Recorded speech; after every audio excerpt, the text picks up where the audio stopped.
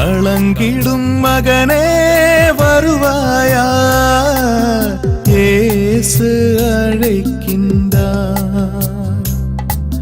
கண்ணீர் துடைப்பார், மார்போடு சேர்ப்பார், மாறாது அன்பு நம் இயேசு. கண்ணீர் துடைப்பார், மார்போடு சேர்ப்பார், மாறாது அன்பு நம் இயேசு. கலங்கிடும் மகனே வருவாயா, இயேசு அழைக்கின்றார்.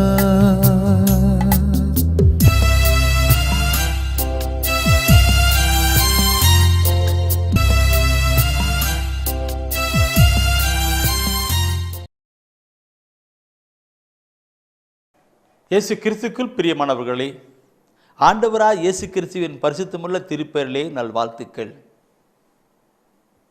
இந்த விடுநேர நிகழ்ச்சி வழியாக உங்களை சந்திப்பதிலே நான் மிகுந்த மகிழ்ச்சி அடைகின்றேன். ஆண்டவர் தந்திருக்கிற கிருபைக்காக ஆண்டவருக்கு உளமாற நான் நன்றி கூறுகின்றேன். எல்லோரும் மீட்படைய வேண்டும், எல்லா மக்களும் இறைவசன வார்த்தையை அறிந்துணர வேண்டும், எல்லாரும் அவருக்குள் வாழ்ந்து வளம் பெற வேண்டும் என்பது அவருடைய சித்தம், திருவிழம். ஒருவரும் அழிந்து கீழே போகக்கூடாது, எல்லாரும் நல்வாழ்வு பெற்று நலமாற வாழ வேண்டும் என்பது அவருடைய திருவிழம், ஆணுடைய திருவிழம், ஆணுடைய திருவிழம். அவர் நல்லவர், அன்பானவர், இரக்கமுள்ளவர், மனதுருகிற கடவுள். நாமெல்லாம் கண்ணீரோடு, கவலையோடு, துக்கத்தோடு, வேதனையோடு கூட இருக்கிற பொழுதெல்லாம் நம்முடைய உள்ளத்தின் உணர்வுகளையும் எண்ணங்களையும் சிந்தனைகளையும் காண்கிறவரும் நம்முடைய கண்ணீரை காண்கிறோமாகிய ஆண்டவர் தான் நம்மோடு கூட பேசுகிறார், விடுதலை அளிக்கிறார், நலம் தருகிறார், நடப்பித்து செல்லுகிறார். இந்த தொலைக்காட்சி வழியாக கூட அவர் திட்டத்தை நிறைவேற்றி கொண்டிருப்பார் என்பதை நாம் ஒவ்வொருவரும் அறிந்து கொண்டே இருக்கிறோம். ஏனென்றால் அவருடைய வார்த்தைகள் நமக்கு வாழ்வாக இருக்கிறது. அதற்காகத்தான் இந்த தொலைக்காட்சி ஊழியத்தை அவர் தந்திருக்கிறார். தொலைக்காட்சி ஊழியத்துக்கு எவ்வளோ பொருளாதார தேவை உண்டு, இந்த ஊழியத்துக்கு எவ்வளோ பொருளாதார தேவை உண்டு.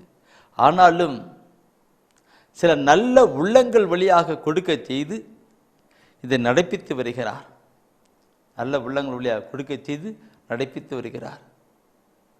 நான் உண்மையிலேயே ஆண்டவருடைய வழிநடத்துதலை ஒவ்வொரு நாளும் ஒவ்வொரு நொடி பொழுதும் உணர்ந்து அனுபவித்து நன்றி ஐயா, நன்றி ஐயா, நன்றி ஐயான்னு சொல்லிக்கொண்டே இருக்கிறேன். பிரியமானவர்களே, எங்கோ இருந்த என்னை அழைத்து இப்படிப்பட்ட ஊழியத்தை கொடுத்திருக்கிறார் என்றால் அவருடைய திட்டம் என்ன, அவருடைய திருவுளம் என்ன? 1 தீமோத்தேயு 2:4 சொல்லுமே, எல்லா மக்களும் மீட்படையவும் உண்மையை அறிந்துணரவும், உண்மையை இறைவார்த்தை அறிந்துணர வேண்டும் என்று அவர் திருவுளம் கொண்டார். அதுக்காக தான் செயல்பட்டு கொண்டிருக்கிறார். இளையோரே மனம் மாறணும், இளையோரே மனம் மாறணும். இந்த இளையோர்கள் இப்படிப்பட்ட நிலைக்கு வந்ததுக்கு காரணம் என்ன? பெற்றோர்கள் பிள்ளைகளை வழிநடத்த வேண்டிய நிலையிலே வழிநடத்தப்படவில்லை என்று முதல் கட்டத்தில் சொன்னேன். அதனாலே அந்த பிள்ளைகள் கடந்து போயிட்டு அப்பா அம்மாவின் நிலையில வந்து அவர்களுக்கு மதிப்பு கொடுக்காத நிலையிலே பிள்ளைகள் எப்படியெல்லாம் போயிட்டு பண்ணேன். இப்போ 3வது நான் சொல்ல இருக்கிறேன், அதுதான் தீய நட்பு. இந்த வாலிப சகோதர சகோதரிகளுக்கு ஆண்டவர் கூறுகிற கருத்து இதுதான், தீய நட்பு. சில பெற்றோர்கள் சொல்வார்கள், அவன் நல்லா தான் இருந்தான் பிரதர், நல்லா தான் இருந்தான், தவறாம கோயிலுக்கெல்லாம் வந்துட்டு இருந்தான், ஜெபம் பண்ணிட்டு இருந்தான், நல்லா படிச்சுட்டு ஒழுக்கமாக தான் இருந்தான். ஆனாலும் அவன் சேருவாரோடு சேர்ந்து இப்போ கெட்டு போயிட்டான் பிரதர். என்னைக்கு காலேஜுக்கு போனானோ அந்த காலேஜ் பின்னாடி அவன் வாழ்க்கையே மாறி போச்சுன்னு சொல்லுவார்கள். உண்மைதானே பெற்றோர்களே? பார்க்கணும். அங்கே நட்பு தான் அங்கே அவன் கிடைக்கிறது. அவன் நட்போடு போகாதபடி ஆரம்பத்திலே பெற்றோர்கள் இறைவசன வார்த்தையை கேட்டு வைத்திருப்பார்கள். ஆனால் அந்த பிள்ளைகள் பெற்றோருக்கு மதிப்பு கொடுத்து நடந்திருப்பார்கள். ஆனால் அவர்கள் ஒரு நாளும் தீய நட்புக்கு போயிருக்க மாட்டார்கள். இன்றும் அநேக வாலிப சகோதர சகோதரிகள் நல்ல பிள்ளைகளாக வாழ்ந்து கொண்டிருக்கிறார்கள். குடும்பத்திற்கு சமுதாயத்துக்கு நல்ல வாலிப பிள்ளைகளாக வாழ்ந்து கொண்டிருக்கிறார்கள். ஆண்டவருக்கும் உண்மை உள்ள பிள்ளைகளாக செயல்பட்டு கொண்டிருக்கிறார்கள். உண்டு உண்டு. அவர்களை குறித்து நான் சந்தோஷப்படுகிறேன், பாராட்டுகிறேன், வாழ்த்துகிறேன். கடவுள் அவர்களை ஒவ்வொருவரையும் ஆசீர்வதிப்பார்.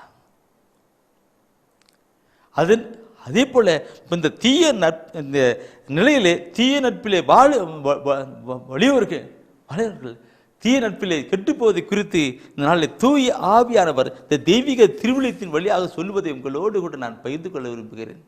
தெய்வமே பேசும் பேசும். உங்களுடைய பிள்ளைகளுக்கு எதை சொல்லுகிற தூய ஆவியானவரை கொடுங்க ஆண்டவரே. நீதிமொழி புத்தகம் விடுங்க, அதில் ஒரு கருத்து சொல்லிருக்கு, அருமையான ஒரு கருத்து நிற்கும், அருமையான ஒரு கருத்து. அந்த கருத்து தூய நீதிமொழி புத்தகம் 28:7 அதனுடைய முற்பகுதி விடுங்க. அது நீதிமொழி எப்பவுமே மேலே ஒரு வார்த்தை கீழே ஒரு வார்த்தை இருப்பாங்க. அந்த கீழ்ப்பகுதி படி பார்க்கலாம். ஊதாரிகளோடு கூட சேர்ந்து கொண்டு திரிபவன் தன் தந்தைக்கு இழிவு வர செய்வான்.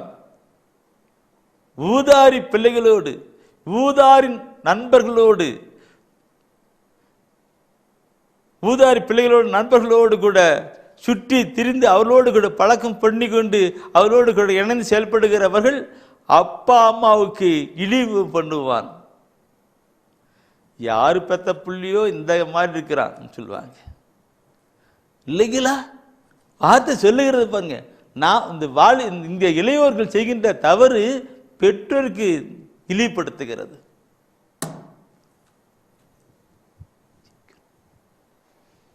பெற்றோருக்கு இழி செய்கிறது. என் அன்புக்குரிய இதை சொல்லுகிற பொழுது எனக்குள்ள ஒரு கருத்து. சில வாலிப நம்ம பிள்ளைங்க சொல்லுவாங்க, பிரதர் நான் எங்கே போனாலும் நான் கடவுளுக்கு உண்மையாக நல்ல ஒரு பிள்ளையாக இருப்பேன்னு சொல்லுவார்கள். எப்படி பண்ண? நல்லதுதான் உனக்குள்ள இருக்கிறது கரெக்டு தான். ஆனால் ஆண்டவர் சொல்வதை பார்க்கணும். ஆண்டவர் நம்ம சொல்லிக் கொடுத்து வைக்கணும். எங்கே போனாலும் இங்கே இந்த ஊரில் இல்லை பிரதர், சில அப்பா அம்மா சொல்லுவாங்க, கண்ணு வெளியே போகிற நல்ல ஜாகிரதையாக உதவி இருக்கணும்னு சொன்னாங்க. ஒன்றும் கவலைப்படாதம்மா, எங்கே போனால் நல்லா இருப்பேன். நல்லதுதான். நம்முடைய தீய நட்பானது நாம் நல்ல ஒழுக்கமுள்ள பிள்ளைகளாக இருக்கலாம். ஒழுக்கமுள்ள பிள்ளைகளாக நீங்கள் இருப்பீங்க. ஆனால் கூட நாம் யாரும் நட்பு கொள்ளுகிறோமோ அந்த நட்பு எப்படிப்பட்டது பார்க்கணும். அந்த நட்பு எப்படி பண்ணும்?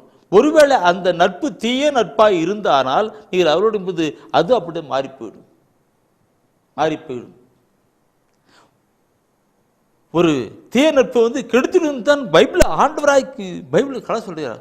தயவுசெய்து 1 கொரிந்தியரிலே 15ஆம் அதிகாரத்திலே 33வது வசனத்தை நீ படிப்பிலானால் தூய ஆவியால் எழுதப்பட்ட ஒரு வார்த்தை உண்டு.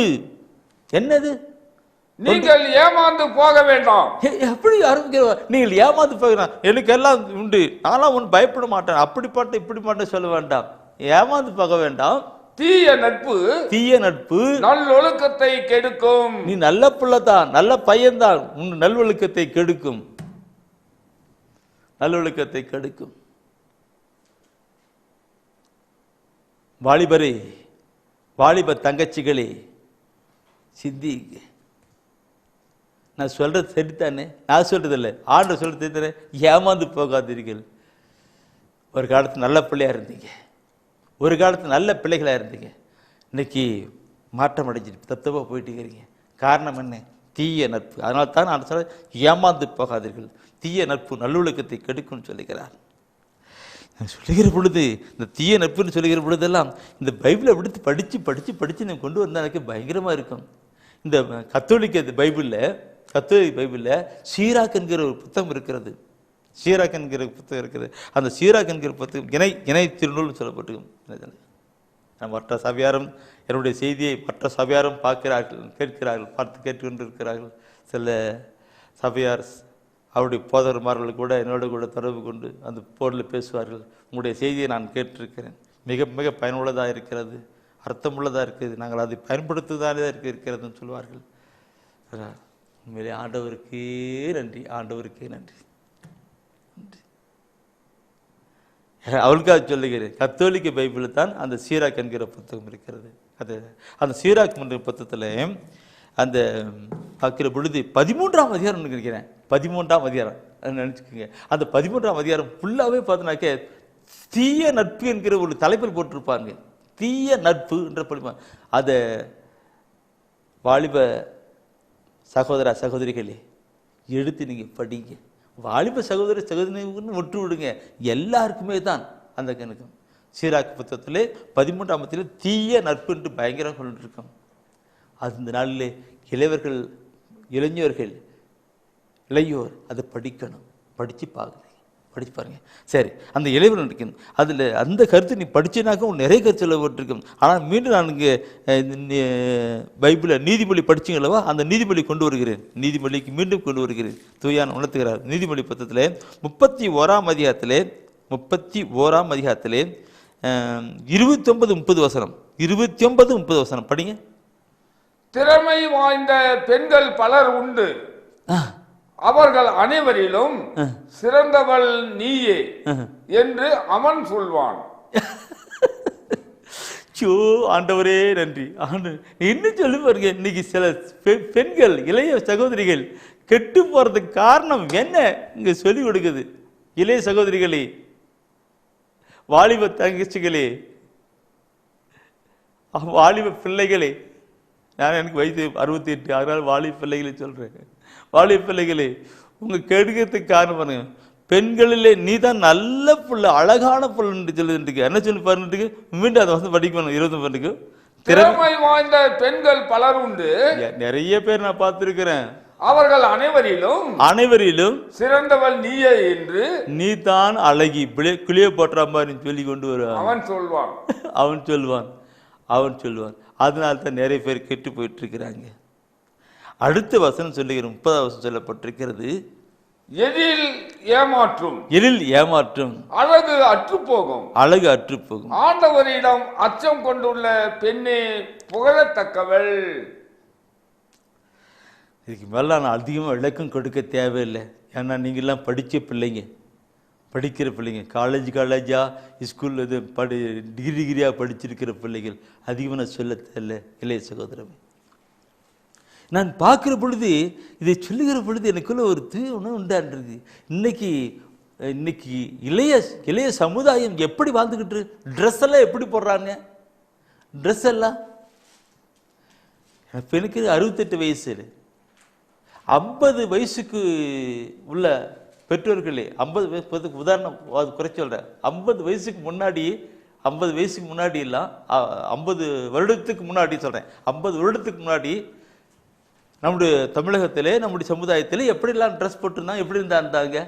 ஆனால் இப்போ எப்படி இருக்கிறாங்க பெற்றோர்களே, சமுதாயமே எப்படி இருக்கிறாங்க? 50 வருடத்துக்கு முன்னாடி எப்படி இருந்தாங்க, இப்போ எப்படி இருக்குது? இன்னைக்கு ட்ரெஸ் எல்லாம் மாறுபட்டு அலங்கோலமான ட்ரெஸ்ஸு பார்த்தவே அறிவர்க்கும். இதை சொல்றதை விட நான் சொல்லுகிறேன், இனச்சட்டத்தில் 22ஆம் அதிகாரத்தில் 5ஆம் வசனம் ஒரு கருத்து சொல்லப்பட்டிருக்கும். அந்த பார்த்தனாக்க அந்த இந்த இப்போ உணர்த்துறா 22ஆம் இன்னைக்கு சமுதாயத்தில் பார்க்கணும். 22ஆம் அதிகாரத்தில் 5வது வசனம் படிச்சு பாருங்க. ஆண்களின் ஆடைகளை பெண்கள் அணியலாகாது. ஆண்களின் ஆடைகளை பெண்கள் அணியலாகாது. பெண்களின் உடைகளை ஆண்கள் உடுத்தலாகாது. பெண்கள் ஆண்கள் உடுத்தலாகாது. ஏனெனில் அப்படி செய்கிறவர்கள் உன் கடவுளாகிய ஆண்டவருக்கு அருவருப்பானவர்கள் என்று. அருவருப்பு என்றால் எனக்கு சொல்லணுமா?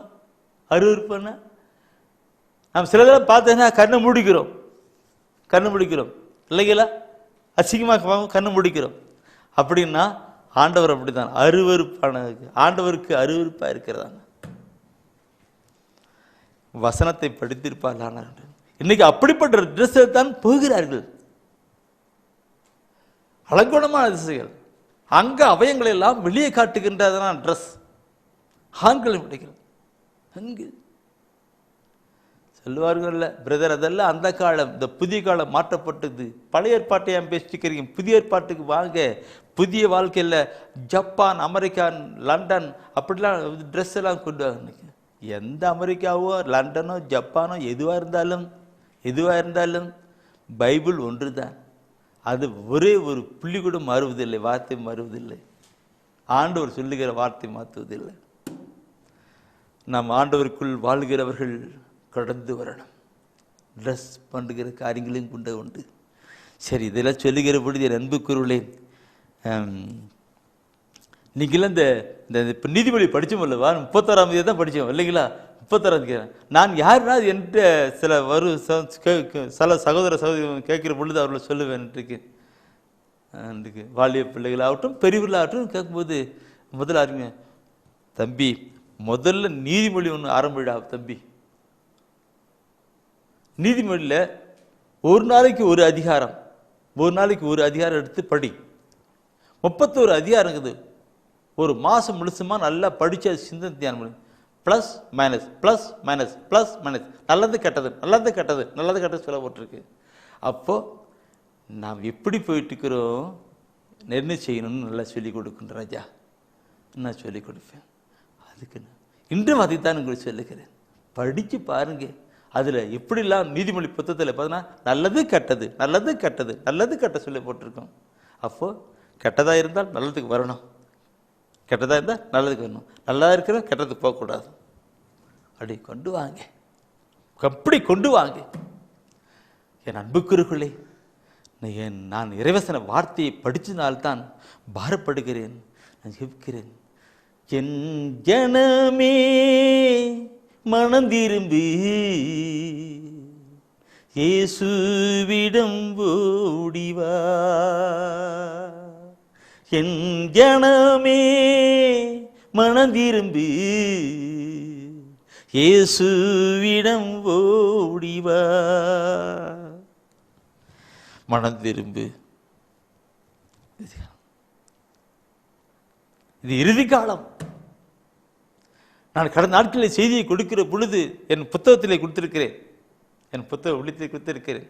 6ஆம் நாளும் 7ஆம் நாளும் கொடுத்திருக்கிறேன். 6ஆம் நாளுடைய கடைசி நாட்கள் ஓடிக்கொண்டிருக்கிறது. அடுத்தது 7ஆம் நாள் ஓய்வு நாள். அதை அந்த புத்தகத்தை படித்த, அந்த தேவ ஒளிங்கிற புத்தகத்தை படித்த ஒரு அருத்தந்தை சொன்னார். ஒரு ஃபோன் பண்ணார். அவர் ஃபோன் பண்ணிட்டு அவர் சொன்னார், பிரதர், இந்த 6ஆம் நாளும் 7ஆம் நாள்ங்கிற ஒரு செய்தியை படித்து பார்த்தேன், இது எப்படி எழுதுனீங்கன்னு கேட்டார். எனக்குள்ள பயம் ஆயிடுச்சு. அருத்தந்தையாச்சே, இது தப்பு இருக்கும் போட்டு நான் என்ன ஃபாதர், என்ன தவறு இருக்கா தப்பு இருக்கான்னு அவர்கிட்ட கேட்டேன். அவர் சொன்னார், இல்லை இந்த கருத்தை எப்படி இவ்வளவு ஆழமாக எடுத்து கொண்டு வந்தீங்கன்னு கேட்டார். ஏதோ தூயான்னு உணர்த்தது அப்படி எழுதியிருக்கிறேன் ஃபாதர். அருமையான கருத்து ராஜ், அருமையான கருத்து. இந்த நாட்களில் மக்கள் மனமாறுவதற்கான அருமையான கருத்து சொல்லி சொன்னார். உங்களுக்காக நான் ஜெபிக்கிறேன், வாழ்த்துகிறேன், பாராட்டுறேன்னு சொன்னார். ஆமாம் பிரியமானவர்களே, இறுதி நாட்கள் என் ஜனமே மனம் திரும்பி இயேசுவிடம் ஓடிவா.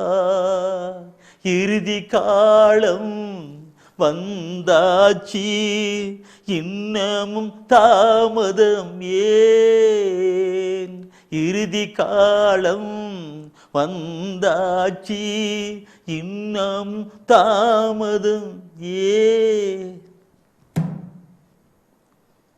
Praise the Lord. Praise the Lord. இன்னைக்கு நற்செய்தின்னு பார்க்குற பொழுது சில பைபிள் சொல்லப்பட்ட வார்த்தை தான். அதாவது மக்களுக்கு ஏற்ற மாதிரி நல்ல கடவுள் உங்களை ஆசீர்வதிப்பார், சோம்பப்பார், உங்களோடு இருப்பார் அப்படி சொல்லி மயப்படுறதுக்கு அறிவில்லை.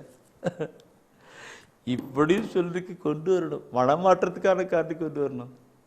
அதனால கடிந்து பேசுகிறீர்கள். இந்த நாட்கள் இப்படிப்பட்ட செய்தி தான். சரி, என் உள்ளத்தின் ஆழத்தில் பாரத்தோடு கூட கடந்து வருகிறேன். சரி, அடுத்து நம்ம பார்க்கிறோம் சபை உரையாடல் இருப்போம். முன்ன தொடக்கமே முதல் நாளில் பார்க்கும்போது தொடக்கமே சபையோடு தான் ஆரம்பித்தோம். அந்த 11ஆம் அதிகாரத்தில் 9ஆம் வசனம் படித்து பார்த்தோம். இப்போ அதே சபையோட திரும்ப எடுத்து பாருங்க. 2ஆம் அதிகாரத்தில் 10-11 வசனம் சொல்லப்படும். சபையோட 2ஆம் அதிகாரம் 10-11 வசனம். என் கண்கள் விரும்பின அனைத்தையும் அவற்றுக்கு அளித்தேன், எந்த மகிழ்ச்சியையும் என் மனத்திற்கு கொடுக்க நான் தவறவில்லை. என் முயற்சி அனைத்தும் என் உள்ளத்துக்கு மகிழ்ச்சி ஊட்டியது. இதுவே என் முயற்சிகளுக்கெல்லாம் கிடைத்த பலனாகும். நான் செய்த செயல்கள் யாவற்றையும் அவற்றை செய்வதற்கு நான் எடுத்த முயற்சியையும் நினைத்து பார்த்த போதோ அவை யாவும் வீண் என்பதை கண்டேன். அவை அனைத்தும் காற்றை பிடிக்க முயல்வதற்கு ஒப்பாகும், முற்றும் பயனற்ற செயல்களே. இப்படி அவர் உணர்ந்து அப்படி பெயர் சொல்லிருப்பார்னு பார்க்கணும். எப்படி உணர்ந்து அப்படி சொல்லிருப்பார் பார்க்கணும்.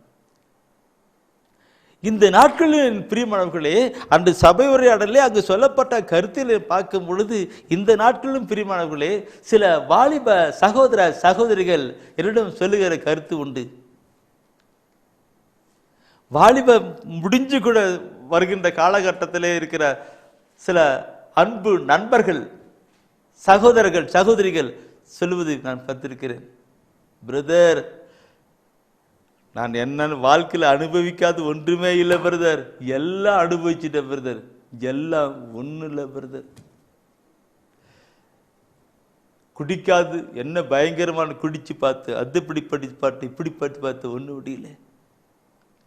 கண்ணு பார்க்கறதெல்லாம் புழு பிளிம் அந்த பிளிம் பார்த்து பல டிவிலாம் பார்த்துட்டு இருந்த பிரதர்.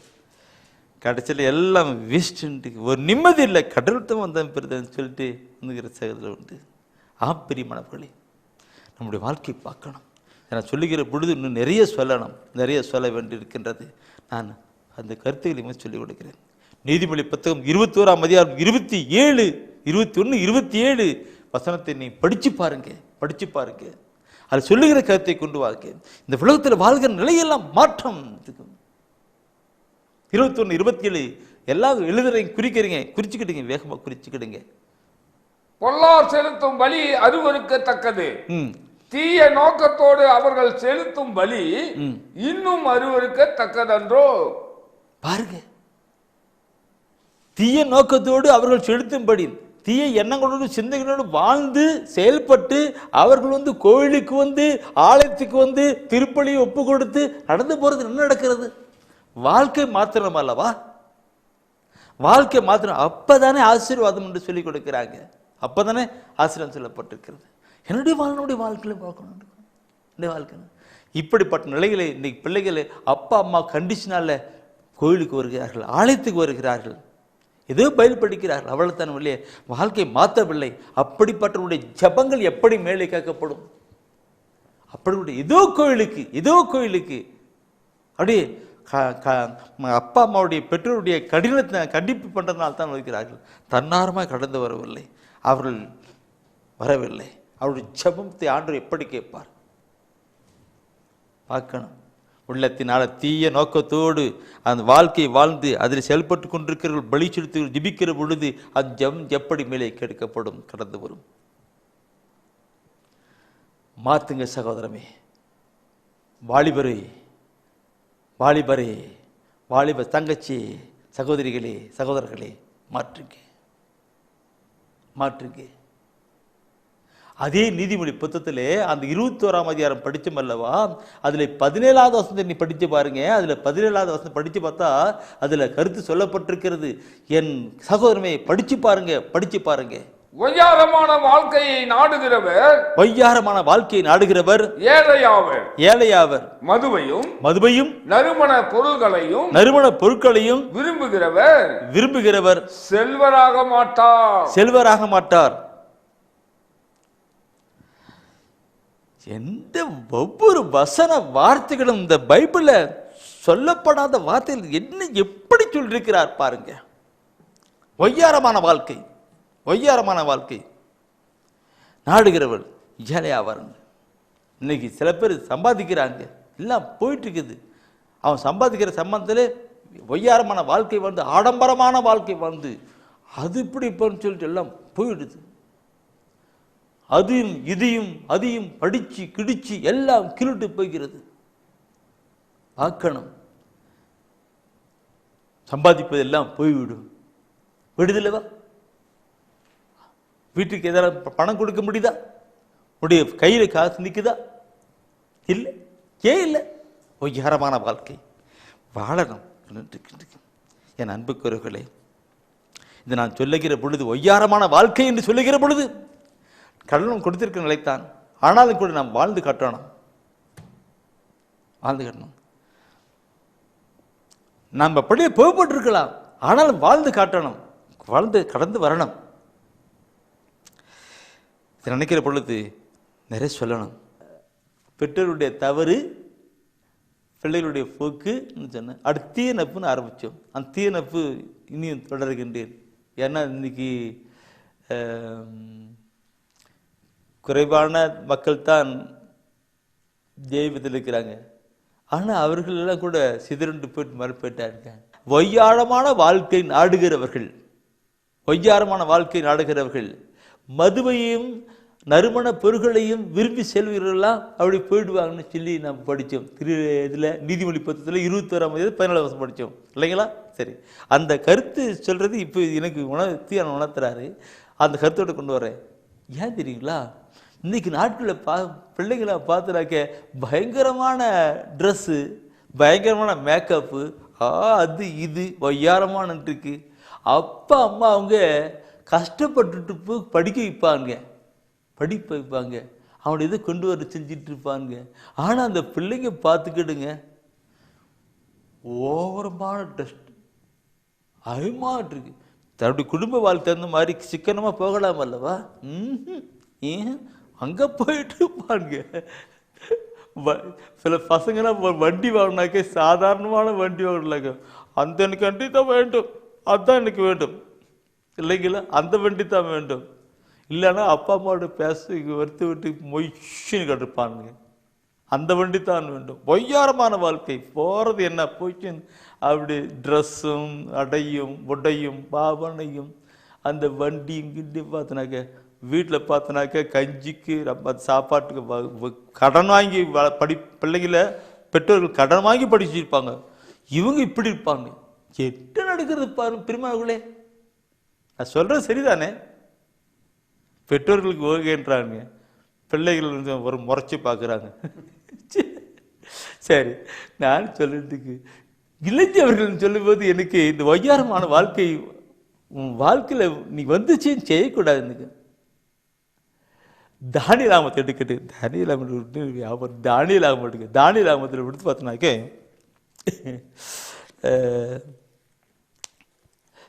அங்கே ஒரு 3 நபர்கள் பயங்கரமான நபர்கள், 3 நபர்கள் பயங்கரமான ஆள்கள். அங்கே அரச உணவு கொண்டு வர நிலையில் சாப்பிட்டு நல்லா ஜாலியாக இதுவும் சாப்பிட்டு இதுவும் குடிச்சு சாப்பிட்ற அளவுக்கு ஜாலியான உணவு கொண்டு வராங்க. அதனால தப்பு வரும்ன்ட்டு அந்த பசங்களுக்கு நல்ல அந்த உணவு இருக்காங்க. அப்படி பறந்த கருத்து எனக்கு ரொம்ப உலகம். தானியேல் புத்தகம் 1 அதிகாரம் 8வது வசனத்தை நீங்கள் படித்து பாருங்க. அது சொல்லுங்க. அரசனது சிறப்புணவினாலும் அவன் பருகி வந்த திராட்சை ரசத்தினாலும் தம்மை தீட்டுப்படுத்தி கொள்ளலாகாது என்று தானியேல் தம் உள்ளத்தில் உறுதி செய்து கொண்டார். பாவம் செய்யக்கூடாதுன்னு கொண்டு வந்துட்டு இருக்கிறார். அப்படி பார்க்க கொண்டிருக்கிறாங்க. நீ இந்த வசனத்தை நீ அப்படி கொண்டிருக்கும் அப்படி அந்த இப்படி வந்தும்போது அப்படியே கடந்து வந்துருக்கு. தானியேல் அப்படி கொண்டு வந்தாங்க. அதே சமயத்தில் அந்த இன்னொரு ஒரு இளைஞர் கூட்டம் இருக்குது. அந்த இளைஞர் கூட்டம் என்ன பண்ணுறாங்கனாக்க சேத்ராக், நேத்தோக், அப்தனோக்கு ஒரு 3 பேர் இருக்கிறாங்க. அதே தானியேல் இவங்க சொல்லுவோம் அந்த தானியேல் அந்த சாப்பாட்டு விஷயத்தில் அவன் பயங்கரமாக இருக்கிறார். சாப்பாட்டு விஷயத்தில் அவர் தானியேல் பயங்கரமாக இருக்கிறார். அடுத்த ஒரு மனுஷர் அடுத்த 3 பசங்க இருக்கிறாங்க. அவங்க என்னாக்க சேத்ராக், நேத்தோக், அப்தனோக்கு அதே அதிகாரத்தில் 3ஆம் அதிகாரத்தில் 14 நினைக்கிறேன். அதில் படித்து பார்த்தீங்கன்னா அதில் சொல்லப்பட்டிருக்கும். அவங்க அந்த ராஜாவும் சொல்கிறான், அந்த உருவத்தை ஒரு சிலை வந்துச்சு அதில் வணங்க சொல்கிறான். நாங்கள் வணங்கவே மாட்டோம் சொல்கிறான். ஆணையிடுறாங்க. இது ரூல்ஸ் சட்டம் எங்கிட்ட சட்டம் வணங்க மாட்டேங்க ஏன்ட்டுக்கு. அப்படி வணங்காதவரெல்லாம் தீச்சூளை போடணும்னு கொண்டு வராங்க. தீச்சூளை போடணும்னு சொல்ல போடுறாங்க. அப்படிப்பட்ட நிலைமை வந்தும் கூட இந்த பசங்க 3 பேரும் வழிபடுவதில்லை, தீச்சூளை போடுறாங்க. தீச்சூளை போட்டு விட்டு அங்கே என்ன பார்க்கனாக்க 25 வசனம் நினைக்கிறேன். அந்த 25 வசனம் படிக்கப்படுறது யாரு? அதற்கு அவன், கட்டவிழ்க்கப்பட்டவர்களாய் நெருப்பின் நடுவில் 4 பேர் உலவுவதை நான் காண்கிறேன். அவர்களுக்கோ ஒரு தீங்கும் நேரவில்லையே. மேலும் 4வது ஆள் தெய்வ மகன் ஒருவன் போல் தோன்றுகிறானே என்றான். அந்த அரசன் அதை பார்க்கிறான். தீச்சூளை போட்டுறாங்க, அவன் அங்க விட்டுக்கிறாங்க. என் அன்புக்குறர்களே, அந்த தானியேல் எப்படி வாழ்ந்திருக்கிறான்னு நினைச்சு பார்க்கணும். மற்ற தெய்வத்தை வழிபடக்கூடாது என்பதற்காக, மற்ற யாரையும் ஆண்டவராய் கடவுளை ஒருவரையே வழிபட வேண்டுவதற்காக சேத்ராக், நேத்தோக், அப்தனோக்கு எப்படி வாழ்ந்தான்னு பார்க்கணும். வாலிப நாட்களிலே நாம் கடந்து வரணும் பிரியமானவர்களே. வாலிப காலங்களை கடந்து செயல்படணும். அங்கே அரசன் என்ன சொல்லுகிறான்? 3 பேரில் நாம் போட்டோம், 4வது ஒருத்தர் இருக்கிறார், அவர் கடவுளுடைய மகனை போல இருக்கிறான்னு. கடவுள் அவர்களுக்கு அவருடைய அறிவுக்கண்களை, மனக்கண்களை, விசுவாசங்களை திறந்து கொடுத்தாங்க. பார்க்கணும். நம்முடைய வாழ்க்கையிலே இப்படிப்பட்ட நிலையிலே ஆண்டவர்கள் வாழ்ந்தார்கள். இதை சொல்லுகிற பொழுது என் அன்புக்குறவர்களே, என் சீராக் என்கிற புத்தகம் இருக்கிறதே, அந்த கத்தோலிக்க பைக்கில் அந்த சீராக் என்கிற புத்தகத்தை நான் படிக்கிற பொழுது அந்த கடவுளுக்கு அஞ்சுவது என்று எனக்கு பார்க்கிற பொழுது அந்த சீராக் புத்தகம் அருமையான ஒரு கருத்து சொல்லப்பட்டிருக்கும். எனக்கு அந்த சீராக் என்கிற புத்தகத்தை சாலமோன் ஞானம் சீராக் படித்து பார்க்கணும். நிறைய எல்லாம் எடுக்க மாட்டாங்க. நான் எல்லாம் எடுத்து நான் எல்லாத்தையும் படிக்கணும்ட்டுக்கு படிக்க தேவையில்லாத ஒன்றும் இதில் சேர்த்துவாங்க. தேவை நல்ல அறிவுரை இருக்காங்க, வாழ்ந்து அனுபவித்திருக்கான காரணம் தான் அந்த சீராக் என்கிற புத்தகம் பார்க்கணும். சீராக் என்கிற புத்தகத்திலே 23ஆம் அதிகாரத்திலே அதை பார்க்கணும். 23ஆம் அதிகாரத்திலே 27வது வசனத்தை படித்து பாருங்க. அதில் சொல்லுகிறது, ஆண்டவருக்கு அஞ்சுவதை விட மேலானது எதுவும் இல்லை என்றும் ஆண்டவரின் கட்டளைகளுக்கு கீழ்ப்படிவதை விட இனிமையானது எதுவும் இல்லை என்றும் அவளுக்கு பின் வாழ்வோர் உணர்ந்து கொள்வர். மேலானது எதுவும் இல்லை, இனிமையானது எதுவும் இல்லை. மேலானது எதுவும் இல்லை, இனிமையானது எதுவும் இல்லை. என்ன பார்க்கணும் பிரியமானவர்களே? ஆண்டவருக்கு அஞ்சுவதை விட, ஆண்டவருக்கு அஞ்சி பரிசுத்தமான வாழ்வதை விட மேலானது ஒன்றுமே இல்லை. ஆண்டவருடைய கட்டளையை கடைபிடித்து வாழ்வதை விட, அவருக்கு உகந்த பிள்ளைகளாய் வாழ்வதை விட இனிமையானது ஒன்றுமே இல்லை என்று கொண்டு வரணும். வாலிப சங்கங்களே, நான் அப்படியே ஒன்று கொண்டு வந்துட்டு பாருங்க. இளைஞர்கள் மாறணும், தானியேலை போல மாறணும், சேத்ராக், நேத்தோக், அப்தனோகை போல மாறணும். சீராக்கு புத்தகத்தில் சொல்லப்படுகிறதான்படி கடவுளுக்கு பயப்பட்டு ஒரு பரிசுத்தமான வாழ்க்கை வாழ்வதை நாடணும், மேலானதை நாடணும். இறைவசன வார்த்தைகளை வார்த்தித்து அவருடைய கட்டளை கடைபிடித்து ஒரு பரிசுத்தமான ஒரு வாழ்க்கையில கடந்து போவதையும் இனிமையாய் கொண்டு வரணும். இதுதான் வாலிப பிள்ளைகளுக்கு நலமும் நலமாயிருந்தால் எப்படி இருக்கும். சேத்ராக் அப்னேகோடு இருந்து தீச்சுளை இருந்து செயல்பட்டது போல உங்களோடு கூட கடவுள் இருப்பார் அல்லவா? தானியேலை சிங்கத்தின் குகையிலே போட்டார்கள். அந்த சிங்கத்தின் குகையிலே தானியேலோடு தப்பித்த அந்த ஆண்டவர் அவரோடு கூட இருந்தது போல நம்மோடு கூட இருப்பார் அல்லவா? வாலிப சகோதரமே சிந்தித்து பாருங்கள், கண்டு வரணும். இதை நான் சொல்லுகிற பொழுது என் உள்ளத்தின் ஆழத்திலிருந்து பாரமாக சொல்லப்பட்டிருக்கிறது. ஒருவேளை நம்முடைய வாழ்க்கையிலே அது கஷ்டம் நெருக்கங்களாக இருக்கலாம். அந்த தானியேலுடைய வாழ்க்கையில் பார்க்கும் பொழுது, அல்லது அந்த தானியேல் இருக்கும்போது மரக்கறி உணவை தான் சாப்பிட்டு போறாரு, பரவாயில்ல எடுத்து போனார். சேத்ராக் பார்க்கும் பொழுது அவர்கள் தீச்சுளை போடப்பட்டார்கள், கஷ்டமா இருக்கலாம். ஆனாலும் கடவுள் இருந்து அங்கே பெரிய காரியம் கொண்டு வந்தார் அல்லவா? நம்முடைய வாழ்க்கையிலும் துன்பங்களும் துயரங்களும் நெருக்கங்களும் இந்த வாலிப நாட்கள் எடுக்கணும். அப்படி வாலிப நாட்களில் நாம் துன்பத்தை எடுக்கிற பொழுது பிற்காலத்திலே வரும் பிற்காலத்திலே நாம் நம்முடைய பிள்ளைகளுக்கு சொல்ல முடியும். நாம் எதிர்காலத்தை வாழ்வு வாழுகிற பொழுது நம்முடைய பிள்ளைகளுக்கு சொல்ல முடியும், கண்ணு நான் உன்னை மாதிரிலாம் வாழுகிற பொழுது எவ்வளவு கஷ்டப்பட்டேன் தெரியுமா ராஜா, எவ்வளவு கஷ்டப்பட்டேன் தெரியுமா, உங்க தாத்தா பாட்டிலாம் இப்படிதான் இருந்தாங்க, நான் இப்படி இருந்தேன், எவ்வளவு கஷ்டப்பட்டேன்ட்டு நாம் சொல்லி நம்முடைய பிள்ளைகளுக்கு ஒரு எடுத்துக்காட்டாக ஒரு வாழ்க்கை வாழ முடியும். இதை படிக்கிற பொழுது, இது நினைக்கிற பொழுது நீ புலம்பலாமம் எடுத்து படித்து பாருங்க. புலம்பலாமத்திலே 3ஆம் அதிகாரத்தில் 27வது ஒரு வசனம் அந்த ஒரு கருத்து சொல்லப்பட்டிருக்கும். அந்த கருத்து இந்த நான் சொல்லுகிற அந்த கருத்துக்கு ஒவ்வொருமான ஒரு கருத்தாக இருக்கும். இளமையில் நுகம் சுமப்பது மனிதனுக்கு நலமானது இல்லைங்களா? இந்த வாலிப நாட்களிலே வாலிப பருவத்திலே கஷ்டங்களை அனுபவித்தால் பிற்காலத்தில் நலமாக சுகமாக வாழ முடியும். கருத்துக்கு சில ஆண்டவருக்கு பயந்து கட்டளை கடைபிடித்து வாழ்க்கையில் துன்பங்களும் துணைகளை அனுபவித்து கடந்து வருகிற பொழுது நல்ல ஒரு வாழ்க்கை இருக்கும். இதை சொல்லுகிற பொழுது எனக்குள்ள வேற ஒரு கருத்தும் வருகின்றது தெரியுமாங்களே. தொடக்க நூல் எடுத்து நீ படிப்பீங்களா? எனக்கு தொடக்க நூலில் யோசேப்பு என்கிற ஒரு மனிதன், அருமையான மனிதன். யோசேப்பு அருமையான மனிதன், நல்ல வாலிபன், இளங்கட்டு நல்ல சடக்க முடியுமா இருக்கிற வாலிபன். அந்த வாலிபன் அவர் குடும்ப ஒரு காலகட்டத்தில் அவங்களுடைய நண்பர்கள் அவங்க குடும்பத்தார்னா அவங்களுடைய அண்ணன்மார்கள் எல்லாம் அவனை பகைச்சு வித்துடுறாங்க, எகிப்தியனுக்கு வித்துடுறாங்க. அங்கே போய் ஒரு அடிமை, ஒரு வீட்டில் போயிட்டு அடிமை வேலை செஞ்சு கொண்டிருக்கிறான். அந்த போத்திபார் அவருடைய மனைவி அந்த அடிமை வீட்டில் போத்திபார் அவங்க வீட்டில் இருக்கிறான், வேலை செஞ்சுட்டு இருக்கிறான். அந்த போத்திபார் நல்ல மனுஷன், அவருடைய மனைவி கொஞ்சம் அப்படிப்பட்ட அவள் அவர் என்ன சொல்லுறாக்க, அந்த போத்திபார் கணவர் இல்லாத டைமில் இந்த பையன் மேலே ஆசை வச்சு, வாலிப பையன் தான் நல்ல ஓட்டச்சாட்டம் இருக்கான்னு அந்த பையன் மேலே ஆசை விட்டுக்கு அப்படி, தம்பி வா அவன் கூடுவான், வா ஜாலியாக ஆசை பண்ணலாம், வா இன்பம் கொண்டாடலாம், சொல்லி கூடுவாங்க.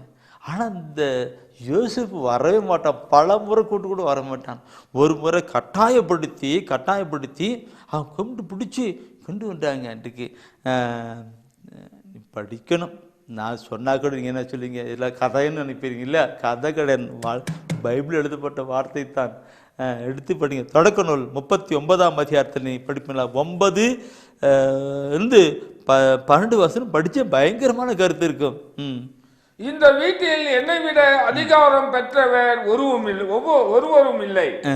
நீங்கள் அவருடைய மனைவியாக இருப்பதால் உங்களை தவிர வேறு எதையும் அவர் என்னிடம் ஒப்படைக்காமல் இருக்கவில்லை.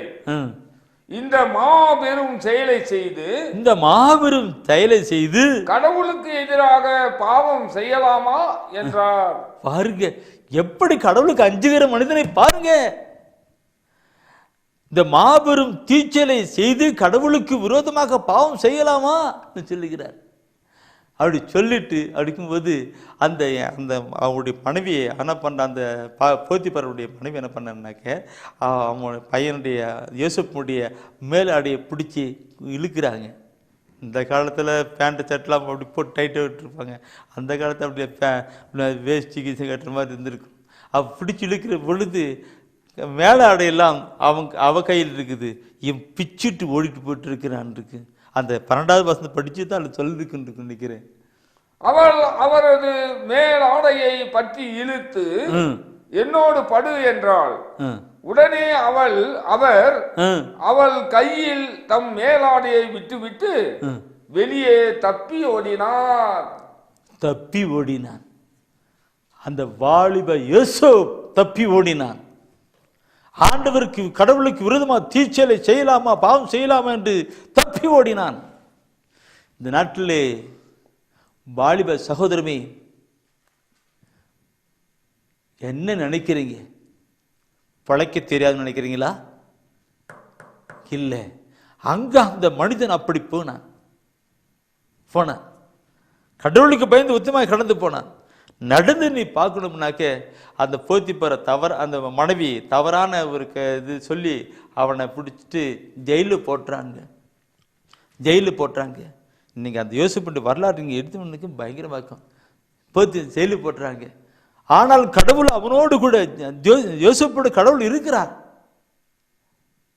ஒரு அரசர் அந்த எகிப்து நாட்டு பார்வோன் ராஜாவுடைய கரங்களில் வரும் பொழுது ஒரு கனவு காட்சின்னு கொண்டு வராங்க. அந்த கனவு காட்சியை இந்த யோசேப்பு தான் சொல்லி கொடுக்கிறார். ஏனெனில் கடவுள் அவரோடு கூட இருந்தனால, அந்த அவருடைய ஆவி அவரோடு கூட இருந்தனால அந்த அந்த கனவுக்கான காட்சியை வெளிப்படுத்தி கொடுக்கிறார். அந்த அதிகாரத்தை அப்படியே இந்த 39ஆம் அதிகாரத்தை அப்படி தொடர்ந்து படிச்சு பண்ணாக்க அப்படி வந்துட்டு இருக்கோம். 40-41 பண்ண அந்த பார்வோன் ராஜா அந்த யோசேப்பை எப்படி உழைத்துறாங்கன்னாக்க 41ஆம் அதிகாரத்தில் 37 முதல் 40 சொல்லப்பட்டிருக்கும். அந்த சொல்லப்பட்டிருக்கும் அந்த ராஜா எனக்கு சொல்லுகிற கருத்து, யோசேப்பு எகிப்தின் அரசராக, எகிப்தின் ஆளுநராக அரசனுக்கு அடுத்த பொசிஷன், அரசனுக்கு அடுத்த பொசிஷனில் அவனை கொண்டு வராங்க, அந்த மாதிரி நியமித்து கொடுக்குறாங்க. ஓ, இதை பார்க்கணும் என்னும் பிரியமானவர்களே. அரசனுக்கு அந்த 51 37 முதல் 40 படினாக்க அந்த எகிப்தினுடைய அரசன் பார்வோன் ராஜாவுக்கு அடுத்த பொசிஷன் ஆளுநர். இவனுக்கு எல்லாருமே அவனுக்கு கீழ்ப்படினு சொல்லி கொண்டு வராங்க. ஏனென்றால் கடவுளுடைய இவரோடு இருக்கிறார், கடவுளுடைய ஆவியானவர் செயல்படுத்தி கொண்டிருக்கிறது. இப்படிப்பட்ட ஒரு மனுஷனை பார்க்க முடியாதுன்னு சொல்லுகிறார். கடவுளுக்கு பயந்ததினாலே, பாவம் செய்யாதனாலே கடவுளுடைய ஆவியானவரோடு இருந்தார், உயர்த்தினார். கேட்டுக்கொண்டிருக்கிற என் அன்பு வாலிப சகோதரமே, கடவுளுக்கு பயந்து ஒரு பரிசுத்தமான வாழ்க்கை வாழ்வீர்கள் என்றால் ஆண்டவர் நீங்கள் இருக்கிற இடத்திலே உயர்த்துவார். உங்களுடைய படிப்பிலே, உங்களுடைய வேலை தளத்திலே, நீங்கள் வாழ்கிற வாழ்க்கையிலே உங்கள் ஆண்டவர் உங்களை உயர்த்துவார். கொண்டு வரணும். இது ஏனென்னு சொல்லுகின்றால் அவரெல்லாம் கூட வாலிபத்தில் தான் அப்படி போனார்கள். இதிலே வாலிப சகோதரத்தில் அந்த வாழ்க்கை இழந்து போனவர்கள் நிறைய உண்டு. பைபிளை பார்க்கும் பொழுது வாழ்ந்தவர்களும் உண்டு, இழந்து போனவர்களும் உண்டு. நேரம் இல்லை சிலருக்கு எடுத்து பார்க்கணும். எனவே இந்த அருமையான வேளையிலே நான் சொல்லுகிற ஒரு தாழ்மையோடு கூட இந்த நாட்களிலே தூயான சொல்லுகிற தாழ்மையான ஒரு கருத்தோடு கூட உங்களோடு நான் பகிர்ந்து கொள்ள விரும்புகிறேன். தயவுசெய்து மீண்டும் நீதிமொழி புத்தகம் எடுங்க, நீதிமொழி புத்தகம் எடுங்க. அந்த நீதிமொழி புத்தகத்திலே முதல் அதிகாரத்திலே 8 முதல் 19 வசனத்தை, அதில் இளைஞர்களுக்கு இளையோருக்கு நல்லுரையின் தான் சொல்லப்பட்டிருக்கும். தலைப்பை எடுத்துட்டீங்க. நான் சொல்கிறதுக்கு முன்னாடியே எடுத்து வச்சிருக்கிறீங்க. ஆண்டவரே ஆசீர்வதி. நீதிமொழி புத்தகம் முதல் அதிகாரம் 1 முதல் 8 முதல் 19 நல்ல அறிவுரை இல்லைங்களா? அதில் நீ படிச்ச இல்லை நல்ல அறிவுரை. அதில் 10வது வசனத்தை படித்து பாருங்க. பிள்ளாய், தீயவர்கள் உன்னை கவர்ச்சியூட்டி இழுப்பார்கள். தீயவர்கள் உனக்கு கவர்ச்சியூட்டி இழுப்பார்கள். நீ அவர்களுடன் போக இணங்காதே. நான் மிக தலைப்பு கொண்டு வந்துட்டேங்க, தீய நட்பு கொண்டு வந்திருக்கேன் இல்லைங்களா? பிள்ளாய், தீயவர்கள் உன்னை கவர்ச்சியூட்டி இழுப்பார்கள். நீ அவரிடம் போகாதே, நீ அவரிடம் போகாதே. தீய நட்பு நல்லொழுக்கத்தை கெடுக்கும். ஏமாந்து போகாதே, அப்படி போகாதே. கருத்தை பாருங்க, பிள்ளாய் தீர்ப்பு கொண்டிருக்கும். அந்த அப்படியே சொல்லி சொல்லி கொண்டு வரும்போது அந்த 15ஆம் வசனம் பார்க்கணும். திருப்பி முன்னாடி சொல்லுவார் எனக்கு, பிள்ளாய் பிள்ளாய் அவர்களோடு சேர்ந்து அவர்கள் வழியில் செல்லாதே, அவர் வழியில் செல்லாதே, அவர்கள் செல்லும் பாதையில் அடி வைக்காதே, அடி வைக்காதே, அவருடைய போகாது எனக்கு. இந்த கருத்தை நான் பார்க்கணும்னாக்க திருப்பாடல் ஆசிரியர் சொல்வார். முதல் திருப்பாடல்ல முதல் வசனத்தில் சொல்லப்பட்டிருக்கிற வார்த்தை நமக்கு சிந்தனைக்கு வரணும் பிரியமானவர்களே. திருப்பாடல்ல முதல் வசனம் எப்படி சொல்லப்பட்டிருக்கிறது? எப்படிப்பட்டிருக்கிறது? வாலிப சகோதரமே, அந்த திருப்பாடல் முதல் அதிகாரத்திலே முதல் வசனத்தை வாசித்து பாருங்கள்.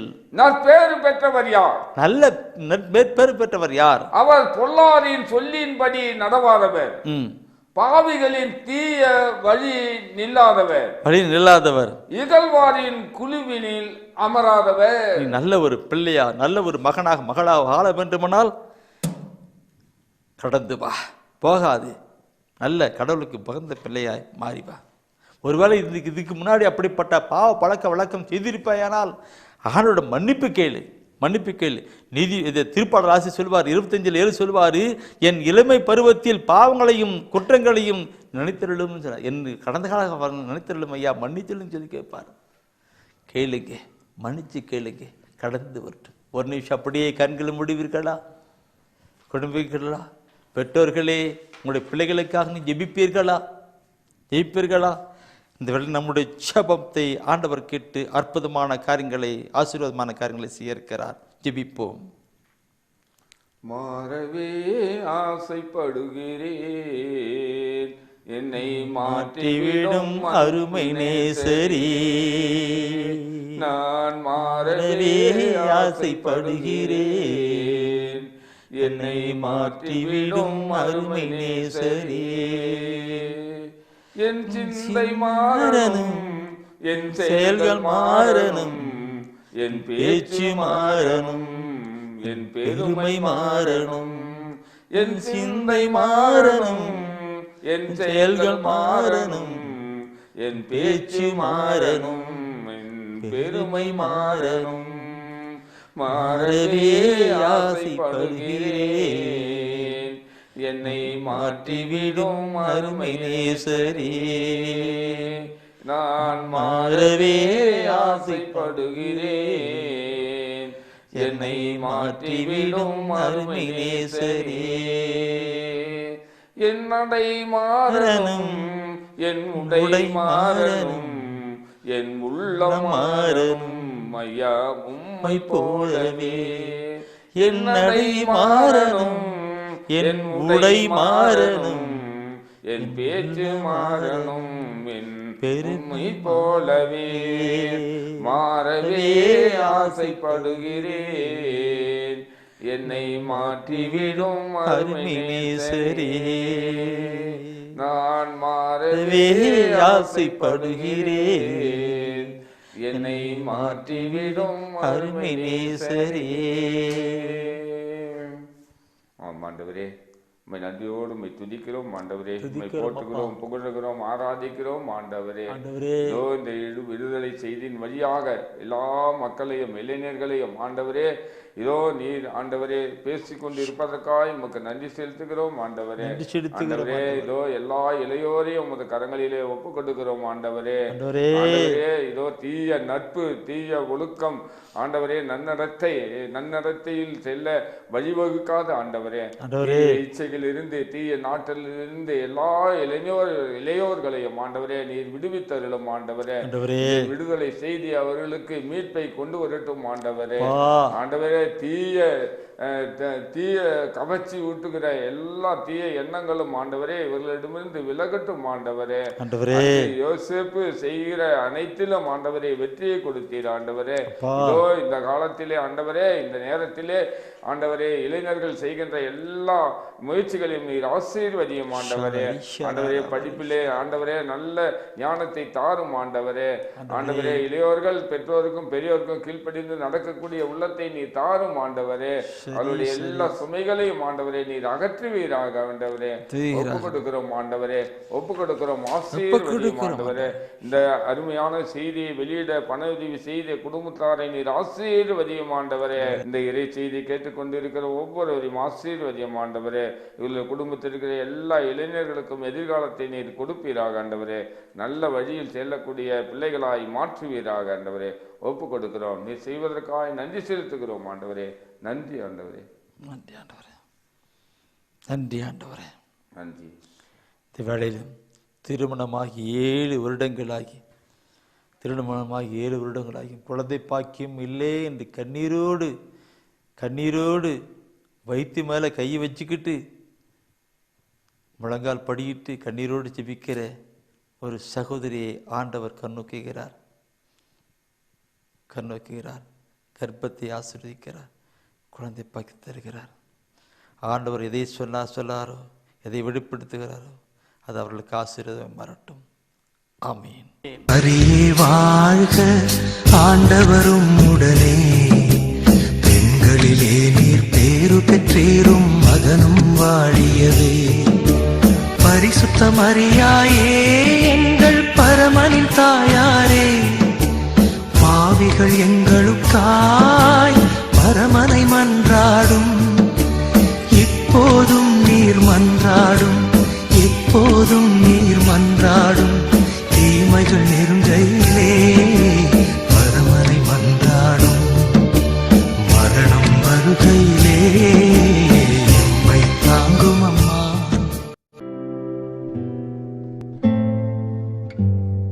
தெய்வ ஒளியும் ஒளியும் என்ற மாத இதழ்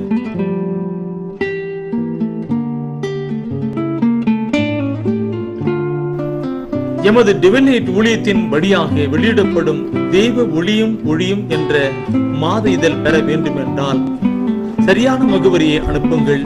புத்தகங்கள் அனுப்பி வைக்கின்றோம். எங்கள் ஊழியங்களுக்காக ஜெபியுங்கள். ஆண்டவர் உணர்த்துகின்ற காணிக்கையால் தாங்க.